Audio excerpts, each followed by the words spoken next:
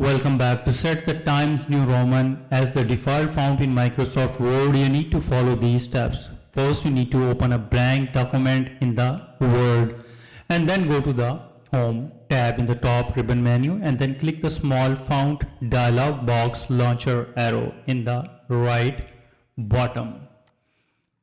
So click on the font tab, and in the font you need to click on this arrow and select the Times New Roman, and in the font style you need to click on the regular, and in the size you need to click on the 11, and now click as the set as default button in the bottom left corner of the window, and now click on the all document based on the normal templates and click OK. So all new blank documents created in Word will automatically use Times New Roman. So this is pretty simple and easy. I hope you understand how you can set Times New Roman as default in Word document. If you think this video is helpful, please support my channel. Thanks for watching.